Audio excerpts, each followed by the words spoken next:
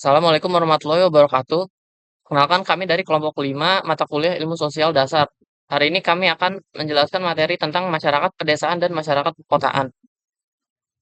Sebelumnya anggota kelompok dari kelompok kami adalah nama saya Revito Aulia Saputra, lalu ada Akbar Afandi, Cadu Dasa, Mateo Sinaga, Marcel Yowantoro, dan juga Abidia Atika. Pengertian masyarakat.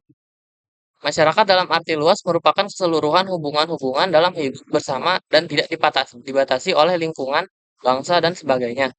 Masyarakat dalam arti sempit yaitu sekelompok manusia yang dibatasi oleh aspek-aspek tertentu, misalnya teritorial, bangsa, golongan, dan sebagainya. Ada beberapa syarat-syarat masyarakat. Yang pertama yaitu harus ada pengumpulan manusia yang banyak, dalam artian pengumpulannya ini tidak boleh sedikit.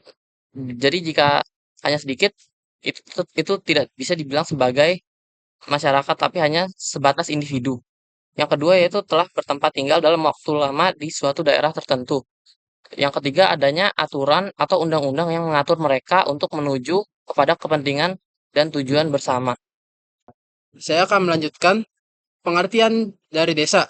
Menurut UU nomor 6 tahun 2014 tentang desa dan peraturan pemerintah nomor 43 tahun 2014 tentang peraturan pelaksanaan menyatakan bahwa desa adalah kesatuan masyarakat hukum yang memiliki batas wilayah yang berwenang untuk mengatur dan mengurus urusan pemerintahan.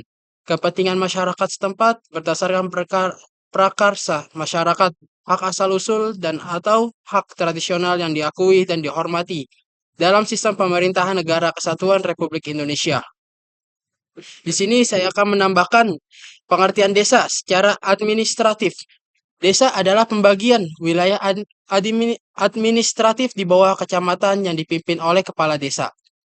Secara sosiologis, desa adalah kesatuan masyarakat yang memiliki corak kehidupan homogen, bergantung pada alam dan memiliki ikatan sosial, adat, dan tradisi yang kuat. Secara hukum, desa adalah kesatuan masyarakat hukum yang memiliki batas wilayah dan berwenang mengatur urusan pemerintahan, kepentingan masyarakat, hak asal-usul, dan hak tradisional. Oke, selanjutnya adalah masyarakat perkotaan. Kota secara internal pada hakikatnya merupakan suatu organisme, yakni kesatuan integral dari tiga komponen meliputi penduduk, kegiatan usaha, dan wadah. Ketiganya saling terkait, pengaruh mempengaruhi, oleh karenanya suatu pengembangan yang tidak seimbang antara ketiganya akan menimbulkan kondisi kota yang tidak positif. Antara lain semakin menurunnya kualitas hidup masyarakat kota. Masyarakat perkotaan sering disebut juga sebagai urban community. Pengertian masyarakat kota lebih ditekankan pada sifat-sifat kehidupan serta ciri-ciri kehidupan yang berbeda dengan masyarakat pedesaan. Fakta tentang masyarakat dan desa kota. Jumlah penduduk kota lebih besar dari jumlah penduduk desa. Sekitar 56% dari penduduk Indonesia adalah penduduk kota. Sikap yang cenderung berbeda dikarenakan lingkungan yang berbeda, sikap akan ajarannya pun berbeda. Perbedaan kasta ekonomi yang cukup besar, keadaan ekonomi masyarakat desa dan kota bisa dibilang cenderung jauh berbeda. Dan biasanya penduduk desalah yang dianggap paling terbelakang. Selanjutnya, ciri-ciri masyarakat kota. Satu, kehidupan keagamaan kurang apabila dibandingkan dengan kehidupan keagamaan di pedesaan. Pada umumnya, orang kota mengurus dirinya sendiri tanpa bergantung pada orang lain. Kehidupan keluarga di kota sukar untuk disatukan karena perbedaan kepentingan, agama, politik, dan sebagainya. Yang ketiga, pembagian kerja dalam masyarakat kota jauh lebih tegas dan mempunyai batas-batas nyata.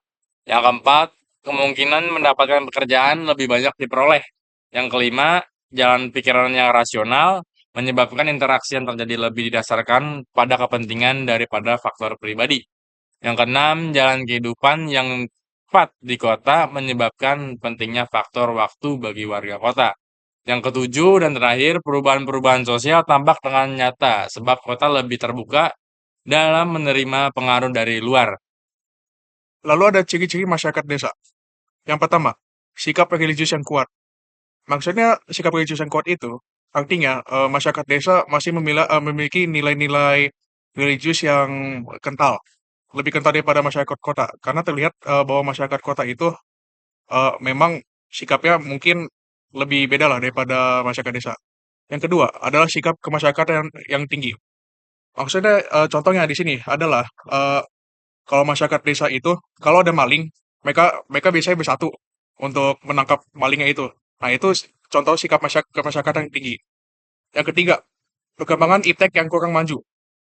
Memang, kalau perkembangan iptek masyarakat desa sama masyarakat kota itu sangat jauh berbeda. Karena masyarakat desa itu memiliki akses, iptek yang lebih kurang daripada masyarakat kota. Yang keempat, perubahan yang cenderung lebih lambat. Ini, berkaitan dengan ciri-ciri nomor 3.